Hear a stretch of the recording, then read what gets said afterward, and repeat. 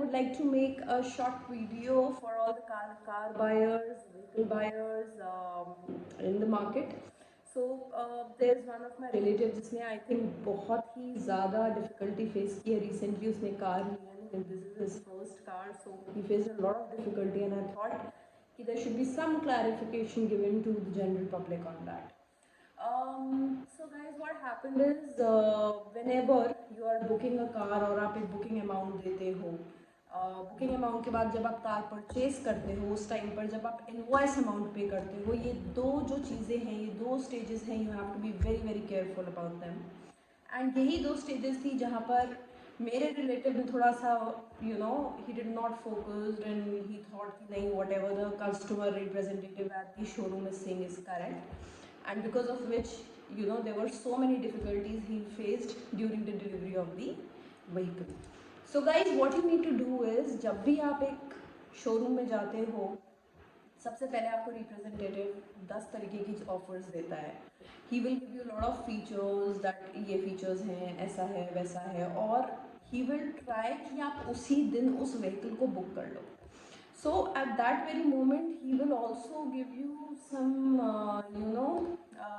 temptations, as in he'll tell you, अरे यार आज आप बुक करोगे, सिर्फ आज के लिए ऑफर है that you will get a 10,000 rupees discount on the invoice price later, इसलिए आज आप बुक कर लो. अगर नहीं करोगे, ऑफर अवेल नहीं करोगे, तो फिर आप ही लॉस में रहोगे. एंड जनरल पब्लिक का दे फील लाइक शिट, अगर आज नहीं किया तो this is gonna happen with me. नहीं, इट्स बेटर कि मैं अमाउंट पे कर देता हूँ. And they will tell you, इस इतना ही नहीं बोलेंगे, they will top it up. They will say what, आज आप तो सिर्फ एक मतलब बुकिंग अमाउंट ही तो दे रहे हो और कुछ थोड़ी दे रहे हो, बहुत ही छोटा सा मिनिमम से अमाउंट है, 100% रिफंडेबल है. आप मार्केट जाओ, एक्सप्लोर करो, अगर आपको ऐसा लगता है you have a better option, there is a better model, you like some other brand, you just go for that and आपको 100% रिफंड हम दे देंगे. You have full 30 days to decide. So similar thing happened with my relative. उसने जाते ही वो booking amount जो है इन सब बातों में आकर दे दिया.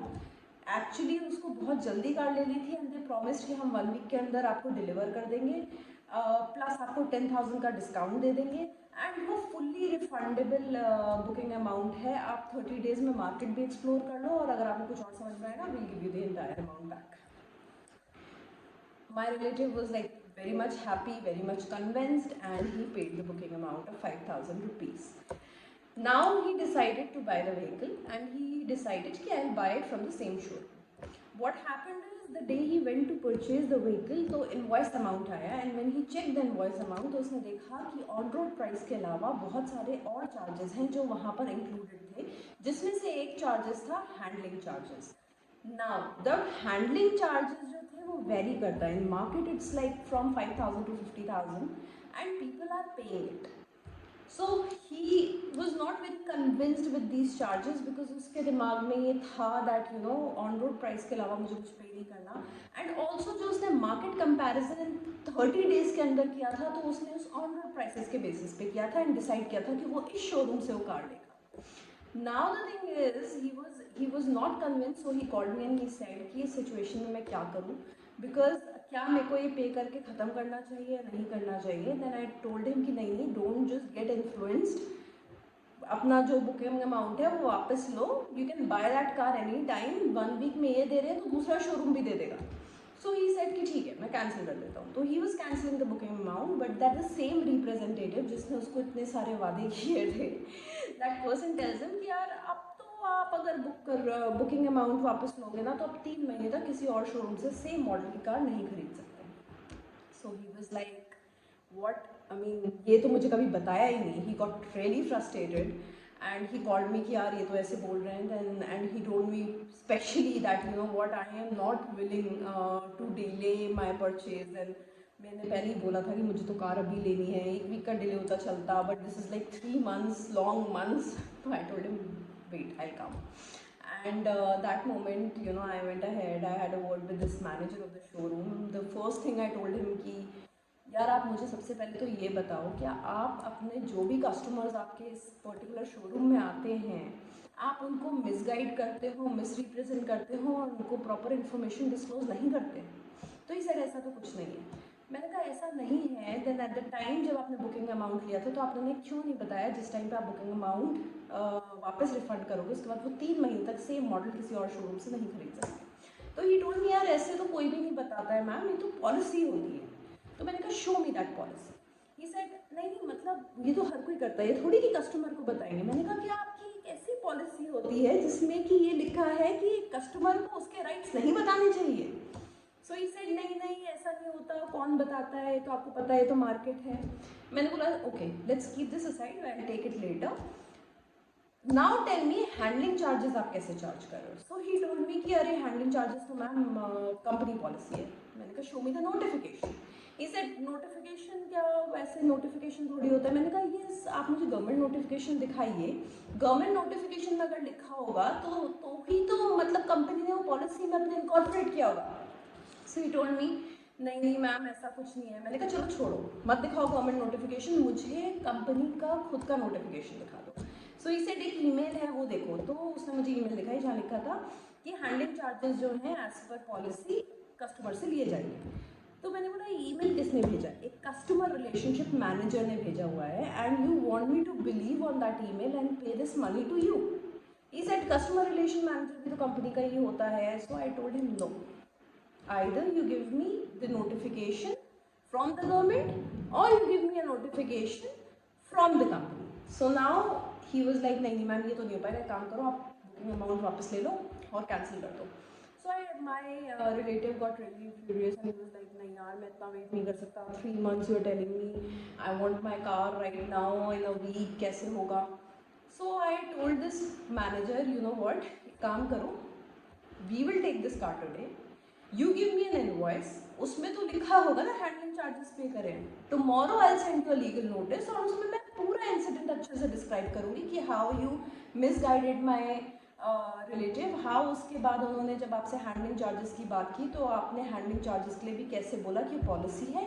एंड ये तो मैं ज़रूर लिखूंगी that you have a policy in place जहाँ पर कस्टमर को डिस्क्लोज नहीं किया जाता, ऐसा कुछ है।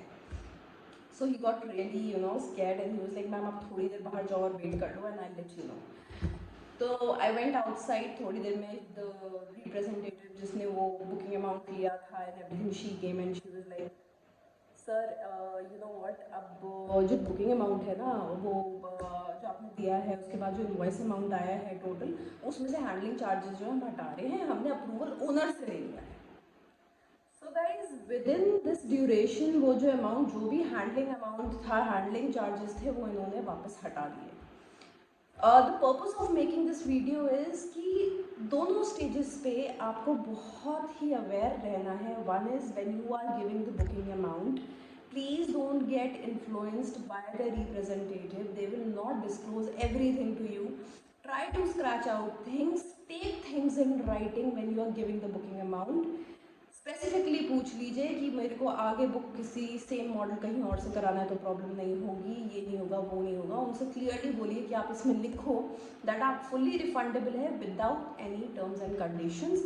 ऐसे करके उनसे एक रिटर्न में ले लीजिए और उसके बाद ही बुकिंग अमाउंट पे करिए।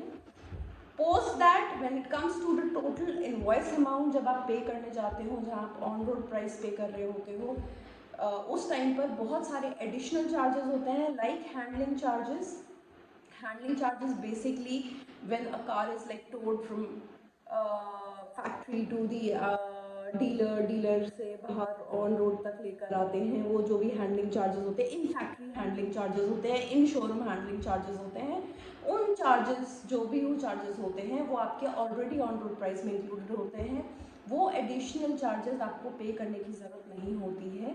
इन सब चीज़ों के ऊपर बहुत बार supreme court, high court, consumer forum की रूलिंग्स आ चुकी हैं। बहुत क्लियरली उन्होंने ये बात बोली है कि आप कस्टमर से ऐसा कोई भी चार्ज नहीं, एडिशनल चार्ज नहीं ले सकते हो after taking on road price from them, जो कि inside the factory, inside the showroom वो चार्जेस इनकर हुए हैं। So in that case please be aware of this situation and obviously RTO की बहुत गाइडलाइंस हैं। आई मीन वो काफ़ी सारे नोटिफिकेशंस इशू करते रहते हैं जहाँ पर भी इस चीज़ के बारे में काफ़ी क्लैरिटी दी गई है। So please be aware, Don't just give the booking amount like that. Take it in writing that it is unconditional. You will give back the refund without any conditions. Second, when you are actually taking the vehicle, please check your invoice. See कि on road के बाद कुछ ऐसे charges नहीं हो जो कि आपके showroom से या factory related charges हो. Thank you.